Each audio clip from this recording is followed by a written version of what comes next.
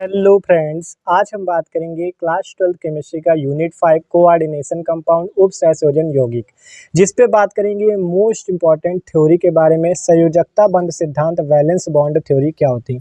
भाई बात करें एग्जाम के लिए तो आपका वेरी इंपॉर्टेंट क्वेश्चन है। आपसे पूछा जाता है संयोजकता बंध सिद्धांत किसे कहते हैं, उदाहरण से समझाइए या इसकी मुख्य विशेषताएं लिखिए। तो बहुत ही आसानी से आपको इसे विद एग्जाम्पल समझाएंगे। तो यार आपको अगर इसको नहीं आता तो प्लीज वीडियो को बस आखिरी तक देखना, बहुत आसानी से आपको संयोजकता बंध सिद्धांत समझाएंगे। तो चलो देखते हैं संयोजकता बंध सिद्धांत क्या होता है। पढ़ो। कह रहा इस सिद्धांत का प्रतिपादन लाइनस पाउलिंग 1931। देखो इस सिद्धांत को जो दिया था, किसने दिया था, इस सिद्धांत का प्रतिपादन लाइनस पाउलिंग 1931 ने किया था। और यह सिद्धांत संकुल यौगिकों अर्थात उप सहसंयोजन यौगिकों के निम्न गुणों की व्याख्या करता है। पहला गुण, केंद्रीय धातु आयन की मूल अवस्था में इलेक्ट्रॉनिक संरचना, संकुल की ज्यामिति, संकुल के चुंबकीय गुणों की। तो देखो आपने क्या सीखा, संयोजकता बंध सिद्धांत का प्रतिपादन लाइनस पाउलिंग 1931 ने किया था। और यह सिद्धांत संकुल यौगिकों के निम्न गुणों की व्याख्या करता है। संकुल यौगिक मान लो जैसे K4FeCN का होल 6, ये आपका एक कोऑर्डिनेशन कंपाउंड है, उप सहसंयोजन यौगिक है। ठीक है, K4Fe का CN का होल 6। तो आपको ये संयोजकता बंध सिद्धांत क्या क्या बताता है इस यौगिक के बारे में। आपका ये जो केंद्रीय धातु परमाणु, ये केंद्रीय धातु परमाणु होता है। ठीक है, ये केंद्रीय धातु परमाणु और ये लिगेंड। तो केंद्रीय धातु आयन की मूल अवस्था में इलेक्ट्रॉनिक संरचना, मतलब ये बताता है ये सिद्धांत कि इस केंद्रीय धातु परमाणु की मूल अवस्था मतलब प्रारंभिक अवस्था में इसकी इलेक्ट्रॉनिक संरचना क्या है, इस संकुल की ज्यामिति अर्थात इस पूरे उप सहसंयोजन यौगिक का स्ट्रक्चर कैसा है, और इसके चुंबकीय गुण, ये इस कैसा चुंबकीय गुण प्रदर्शित करता है, अनुचुंबकीय है या प्रतिचुंबकीय, इन सभी गुणों की व्याख्या संयोजकता बंध सिद्धांत करता है। तो आपने क्या सीखा, इस सिद्धांत का प्रतिपादन लाइनस पाउलिंग ने किया था और यह सिद्धांत संकुल यौगिकों के निम्न गुणों की व्याख्या करता है। केंद्रीय धातु आयन की मूल अवस्था में इलेक्ट्रॉनिक संरचना, संकुल की ज्यामिति, संकुल के चुंबकीय गुण। तो इतना ही बात समझ में आ गई होगी। अब आगे देखते हैं।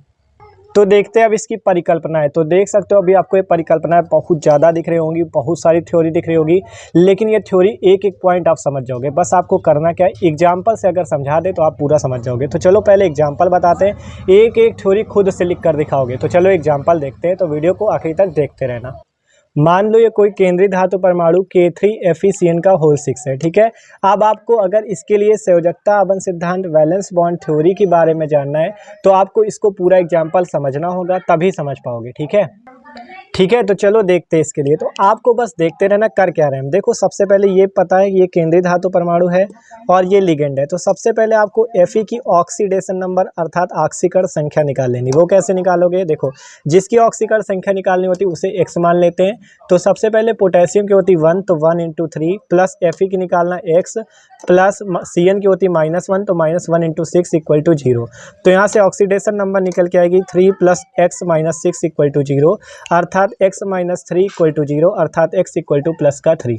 तो यहाँ पर से Fe की ऑक्सीडेशन नंबर +3 आ चुकी है। ठीक है, देखो ऑक्सीडेशन नंबर निकालना नहीं आता तो यार वीडियो एक बार जरूर देख लेना। ठीक है, इसके पहला वाला वीडियो ही हमने बनाया है ऑक्सीडेशन नंबर कैसे निकालें, अगर वो देख लोगे तो इतना समझना नहीं पड़ेगा। ठीक है, डायरेक्ट बता दोगे Fe की ऑक्सीडेशन नंबर +3 है, क्योंकि हमने एकदम ट्रिक से समझाया हुआ है। ठीक है, तो यहाँ से Fe की ऑक्सीडेशन नंबर +3 आ गई। तो देखो सिंपल इतना तो निकाल लोगे। आप देखो आगे बात करते हैं। ठीक है, तो यहाँ से ये तो पता चल गया Fe की ऑक्सीडेशन नंबर +3। आप क्या करो, सबसे पहले Fe का इलेक्ट्रॉनिक विन्यास निकालो। Fe का परमाणु क्रमांक 26 होता है, तो 1s2 2s2 2p6 3s2 3p6 4s2 3d6, ये इसका इलेक्ट्रॉनिक विन्यास आएगा। देख सकते हो 2 2 4 6 10 12 6 18 20 6 26 इलेक्ट्रॉन।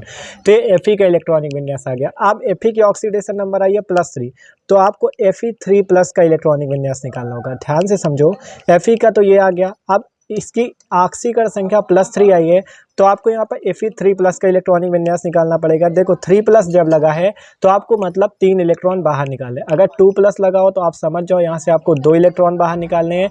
अगर 1+ लगाओ तो आपको यहाँ पर से 1 इलेक्ट्रॉन बाहर निकालना है। ठीक है, तो चलो देखते हैं। ठीक है, तो देखो Fe3+ का इलेक्ट्रॉनिक विन्यास, 3 इलेक्ट्रॉन बाहर निकालने, तो सबसे बाहरी कक्षा से पहले 2 निकाल दो और इससे 1 इलेक्ट्रॉन निकाल दो। देखो 1s2 2s2 2p6 3s2 3p6 4s0 और यहाँ पर से कितना आ जाएगा 3d 5, क्योंकि 3 इलेक्ट्रॉन निकालने, 2 यहाँ से निकाल दिए, एक यहाँ से, 3d5 तक हो गया। ठीक है, तो इतना तो कर लोगे, ध्यान से समझो यार, अगर इससे समझ गए तो थ्योरी नहीं रटनी पड़ेगी। ठीक है, तो इसलिए समझ लो 1s2 2s2 2p6 3s2 3p6 4s2 3d6। अब Fe3 प्लस का निकालना है, तो क्या किया, यहाँ पर 2 इलेक्ट्रॉन निकाल दो, यहाँ से 1 इलेक्ट्रॉन, F यहाँ 0 आ जाएगा। देखो क्योंकि 2 निकल गया तो 4s2 था ना, यहाँ कितना था 4s2, तो 4s2 से जब 2 इलेक्ट्रॉन निकाल दोगे तो 0 ही तो बचेगा, और यहाँ से 1 निकाला क्योंकि 3 निकालने, 2 यहाँ से 1 यहाँ से, तो 3d5 इतना हो गया। आप देखो क्या करते हैं, अब आपको करना क्या है, यहाँ पे आप इतना इलेक्ट्रॉनिक विन्यास निकलने के बाद आपको करना क्या है, देखो आपको यहाँ पे 3d 4s और 4p पे कक्षकों पे इलेक्ट्रॉन भरने हैं। देखो कैसे, पूरा बात समझ में आएगी, एक एक बस समझते जाओ, 1 2 3 4 5, 5 इलेक्ट्रॉन 3d पे होते हैं, 4s पे एक होता है ऑर्बिटल। ठीक है, ऑर्बिटल मतलब 3d पे 5 ऑर्बिटल, 4s पे एक ऑर्बिटल और 4p पे 3 ऑर्बिटल होते हैं। ठीक है, 4p पे कितने ऑर्बिटल होते हैं, 3 ऑर्बिटल।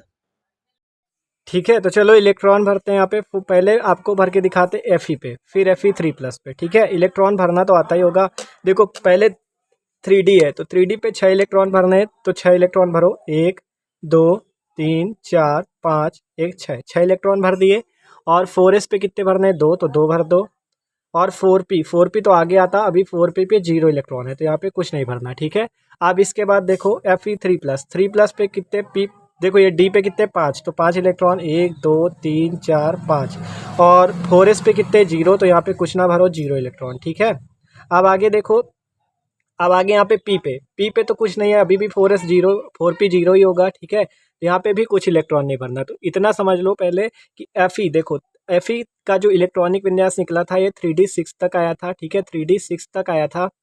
इस 3d6 पे हमने 6 इलेक्ट्रॉन यहाँ पे भर दिए, 4s वाले 2 इलेक्ट्रॉन यहाँ पे भर दिए, 4p पे कोई इलेक्ट्रॉन नहीं क्योंकि 4p तो आगे आएगा ना इसके, तो 4p पे 0 इलेक्ट्रॉन होगा। अब यहाँ Fe3 प्लस का देखो, इस पे 5 इलेक्ट्रॉन भर दिए, 4s पे अभी 0 इलेक्ट्रॉन है क्योंकि यहाँ पर 2 इलेक्ट्रॉन, तो हमने 3 प्लस थे ना, 3 इलेक्ट्रॉन निकालने थे, 2 यहाँ से गया, 1 यहाँ से गया, तो यहाँ पर आपका क्या हो गया, 0 इलेक्ट्रॉन। तो इतना समझ में आया। आप देखो इसको आप स्क्रीनशॉट लेना चाहो यार तो अभी ले सकते हो, क्योंकि अब इसको पूरा इरेज करके केवल इतना ही हम बचाएंगे। ठीक है, तो इसका स्क्रीनशॉट प्लीज़ ले लीजिए। ठीक है, तो देखो इतना आया था, Fe3D पे 6 इलेक्ट्रॉन, 4s पे 2 इलेक्ट्रॉन, 4p पे 0। फिर जब Fe3 प्लस का निकाला तो 3D पे 5 इलेक्ट्रॉन, 4s पे 0 और 4p पे 0।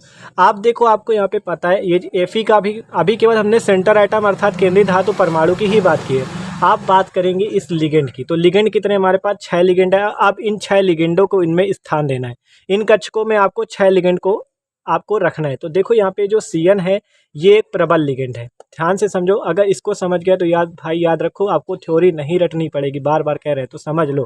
ठीक है, और अभी भी कोई दिक्कत हो तो आप एक बार कमेंट जरूर करना, फिर से समझा देंगे। ठीक है, तो CN आपका प्रबल लिगेंड है।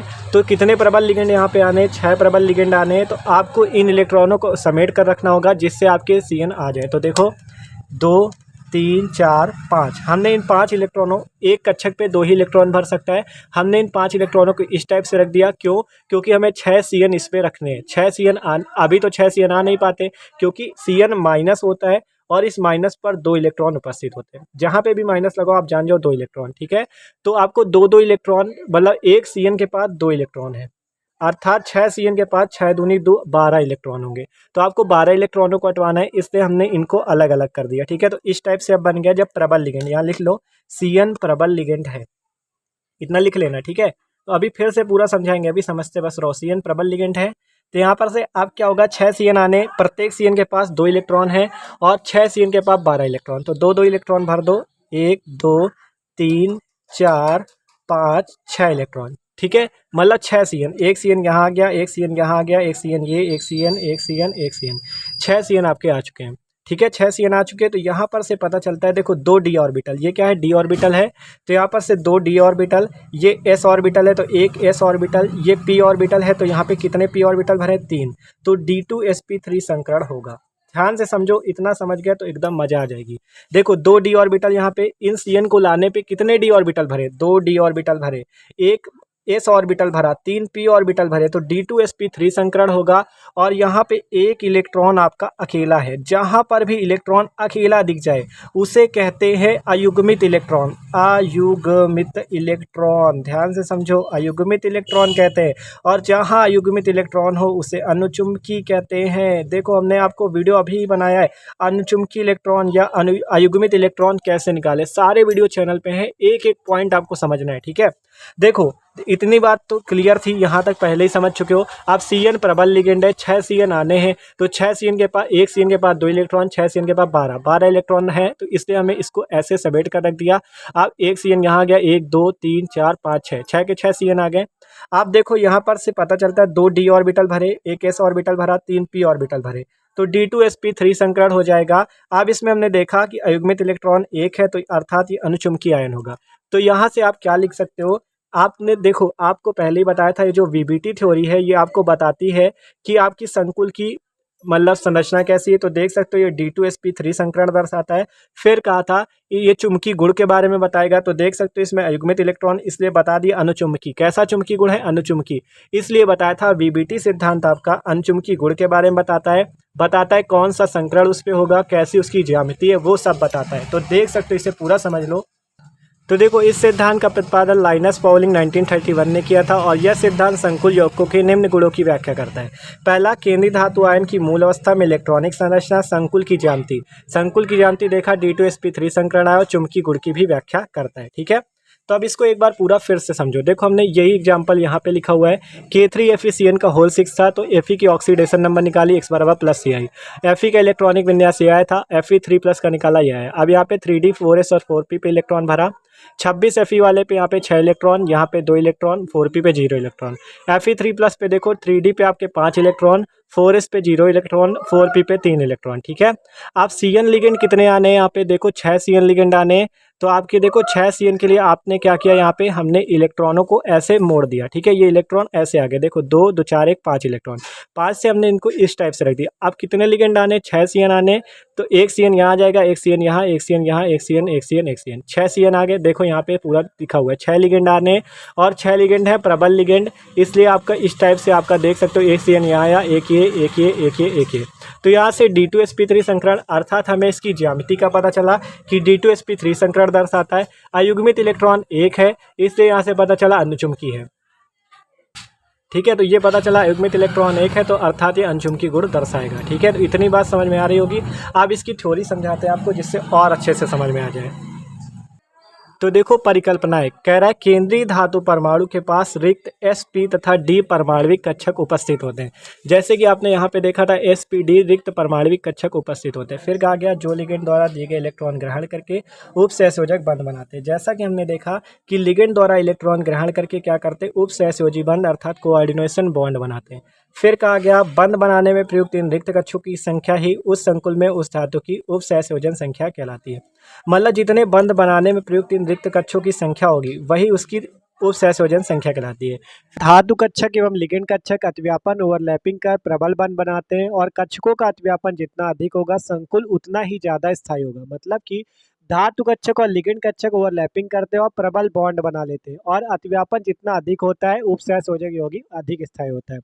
अब प्रत्येक लिगेंड में एकाकी इलेक्ट्रॉन युग्म होता है। मतलब जो CN- था यहाँ पे हमने देखा था, तो जहाँ पे माइनस लगा होता है वहाँ पे इलेक्ट्रॉन का युग्म होता है। कम से कम एक सिग्मा कक्षक होती है और लिगेंड द्वारा सिग्मा कक्षक का एकाकी इलेक्ट्रॉन युग्म धातु आयन को प्रदान कर दिया जाता है, ठीक है। तो मतलब देखा था आपने CN ने किसको प्रदान किया था, Fe को अपना इलेक्ट्रॉन युग्म प्रदान करके उपसहसंयोजक बंध बनाया था। आगे धातु आयन के रिक्त संकरित कक्षक लिगेंड की इलेक्ट्रॉन युक्त कक्षक में अतिव्यापन कर लिगेंड धातु उपसहसंयोजक बंध बनाते हैं, और इस प्रकार के बंधों की संख्या केंद्रीय आयन में उपस्थित रिक्त कक्षकों की संख्या पर निर्भर करती है। तो ये बात है कि लिगेंड धातु उपसहसंयोजक बंध बनाते हैं और इसकी संख्या केंद्रीय आयन में उपस्थित रिक्त कक्षकों की संख्या पर निर्भर करती है। फिर कहा गया इस प्रकार बनने वाले संकुल में अयुग्मित इलेक्ट्रॉन होते हैं तो अनुचुंबकीय होता है, और यदि यौगिक में कोई भी अयुग्मित इलेक्ट्रॉन नहीं तो वो प्रतिचुंबकीय होता है। हमने देखा था उस पर अयुग्मित इलेक्ट्रॉन मतलब अकेला इलेक्ट्रॉन आया था इसलिए वो अनुचुंबकीय था। अगर अयुग्मित इलेक्ट्रॉन नहीं आता तो वो प्रतिचुंबकीय होगा। तो ये बात है इसके गुणों की, ठीक है। ये आप पूरी थ्योरी लिख सकते हो, अगर एग्जाम्पल समझ में आ जाएगा तो पूरी थ्योरी आप आसानी से समझ सकते हो। ये पूरा एग्जाम्पल बस समझ लो कि अयुग्मित इलेक्ट्रॉन है तो उसमें अनुचुंबकीय होगा, और संकरण भी देखा D2sp3 संकरण था, और शुरुआत में भी आपको बताया था कि जो वीबीटी सिद्धांत है क्या बताता है आपको कि इस सिद्धांत का प्रतिपादन लाइनस पॉलिंग ने किया था और संकुल यौगिकों को गुण को दर्शाया था। देख सकते हो केंद्रीय धातु आयन की मूल अवस्था, संकुल की ज्यामिति, संकुल के चुंबकीय गुण। तो वीडियो अच्छा लगा तो लाइक जरूर कर देना।